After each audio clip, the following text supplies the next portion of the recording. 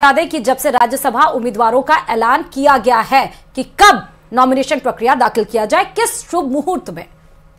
बिल्कुल, आगे बढ़ते खबरों में। अब कतर में फंसे 8 पूर्व नौसैनिकों को मोदी सरकार सकुशल वापस लेकर आई है और इन जवानों को कतर में मौत की सजा सुनाई गई थी। लेकिन पीएम मोदी की रणनीति और विदेशी कूटनीति से सभी 8 सुरक्षित वतन वापस लौट आए हैं। इस रिपोर्ट को देखिए।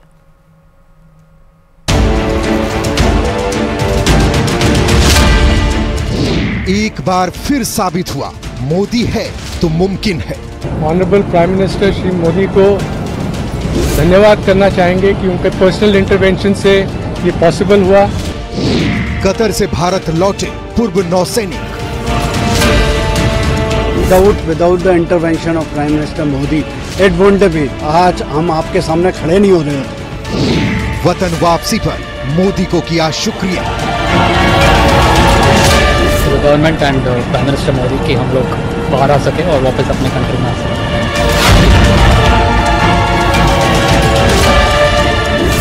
पराए मुल्क में जासूसी के आरोप में फांसी की सजा और फिर सकुशल भारत वापसी, ये केवल मोदी के राज में ही संभव है, क्योंकि पीएम मोदी ने साबित कर दिया है उनसे बड़ा रणनीतिकार कोई नहीं है। वो जो कहते हैं उसे तो करते ही हैं, जो नहीं कहते उसको भी कर दिखाते हैं। और उसका नतीजा है कि कतर में फांसी की सजा पाए नौसैनिक सही सलामत वतन लौट आए। सोमवार सुबह नौसेना के 7 अफसर एयरपोर्ट पहुंचे तो खुशी का ठिकाना नहीं था। भारत माता की जय, भारत माता की जय, भारत माता की जय। मोदी नहीं होते तो ये मुमकिन नहीं होता। पीएम ने लगातार कोशिश की, तभी जाकर ये संभव हो पाया। ये शब्द कतर से कई महीनों के इंतजार के बाद भारत लौटे पूर्व सैनिकों के हैं।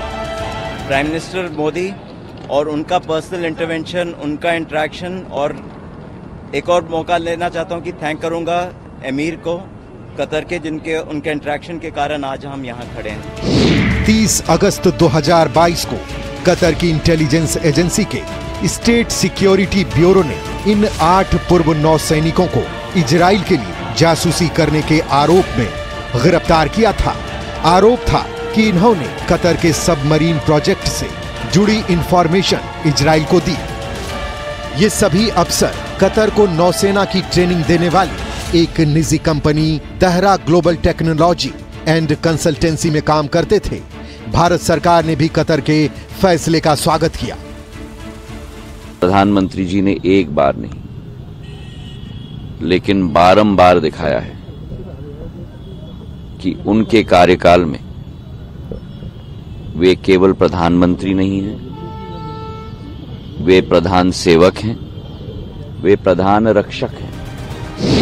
गिरफ्तारी के करीब 14 महीने बाद यानी 26 अक्टूबर 2023 को सभी 8 नौसैनिकों को कतर कोर्ट ने फांसी की सजा सुनाई थी, जिसे राजनीतिक हस्तक्षेप के बाद 28 दिसंबर 2023 को उम्र कैद में तब्दील किया गया।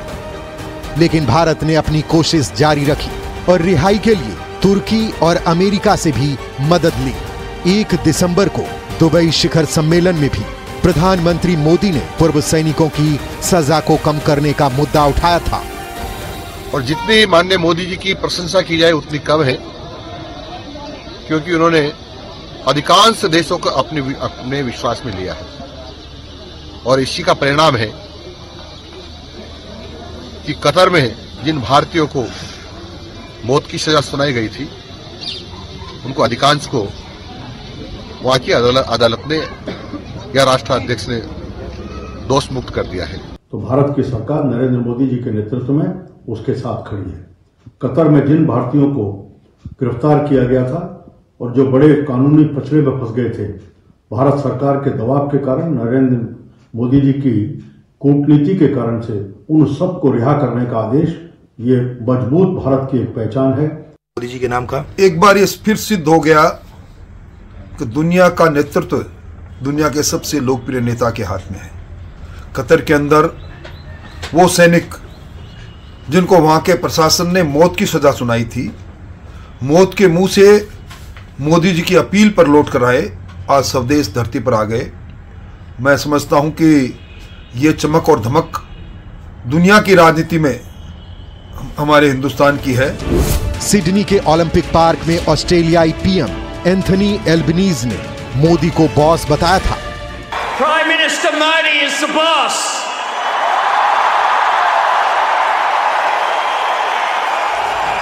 रूस के राष्ट्रपति व्लादिमीर पुतिन भी कह चुके हैं कि मोदी को डराया नहीं जा सकता और अब ये होता भी दिख रहा है।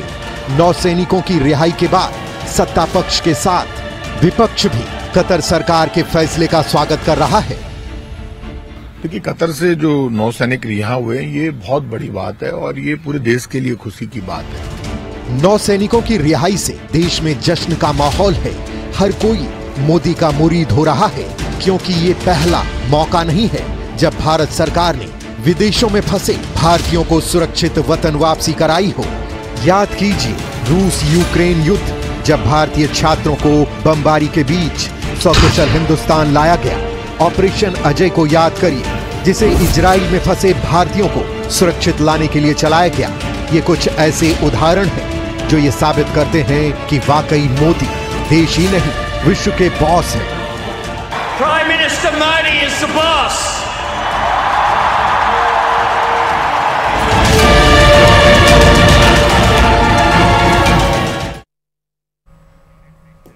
और वहीं कतर से भारत के पूर्व नौसैनिकों की सुरक्षित रिहाई और वतन वापसी पर पूरे देश में खुशी का माहौल है। भजनलाल सरकार की कैबिनेट मंत्री अविनाश गहलोत ने इसे मोदी सरकार की ऐतिहासिक उपलब्धि करार दिया है और अविनाश गहलोत ने कहा है कि दुनिया के किसी भी कोने में अगर भारतीयों पर विपदा आई तो पीएम मोदी संकट मोचक बनकर आए। भारत आज इस उपलब्धि पर गौरवान्वित महसूस कर रहा है। है कि वो 8 जो नौसैनिक हैं वो सकुशल भारत की सरजमी पर पधार चुके हैं, आ चुके हैं, ससम्मान आ चुके हैं। तो ये भारत की बढ़ती हुई ताकत का परिणाम है कि विश्व के अंदर भारत को बड़ी ताकत के रूप में देखा जा रहा है। ये मोदी जी की कूटनीतिक सफलता है, भारत की सफलता है। 140 करोड़ भारतीयों की जीत मैं कह सकता हूं कि जो गल्फ कंट्री से हमारे 8 नौसैनिक वापस लौटे हैं। और इस बीच बड़ी खबर आपको जयपुर से बता दें कि बाल सुधार गृह से 23 बाल अपचारियों के भागने का मामला अब तूल पकड़ता जा रहा है और इस क्रम में बाल सुधार गृह अधीक्षक मनोज गहलोत सस्पेंड कर दिए गए हैं और यहां तक कि जो केयर टेकर इंद्रमल थे उनको भी निलंबित कर दिया गया है। सामाजिक न्याय निदेशक जगजीत सिंह मोंगा ने जारी किए हैं ये आदेश। बाल सुधार गृह से भागे थे 23 बाल अपचारी और लगातार इस पूरे मामले पर तफ्तीश की जा रही थी और अब इस पूरे मामले पर कार्रवाई भी की गई है। बाल सुधार गृह अधीक्षक मनोज गहलोत को सस्पेंड कर दिया गया है। तो बड़ी कार्रवाई यहां पर देखने को मिल रही है। 23 बाल अपचारी जो है वो भागने में यहां से कामयाब रहे। इससे पहले पूरी जांच पड़ताल की गई, दिन भर इस पूरे मामले पर पुलिस का एक्शन देखने को मिला और आखिरकार इसमें सस्पेंड भी कर दिया गया है।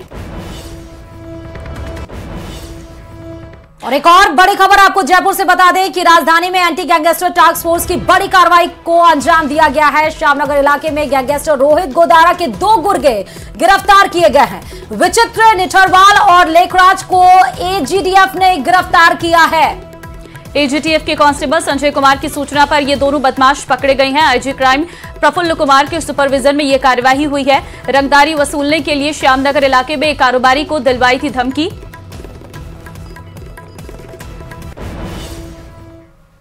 और चलिए वक्त एक छोटे से ब्रेक आए, फौरन लौटते हैं।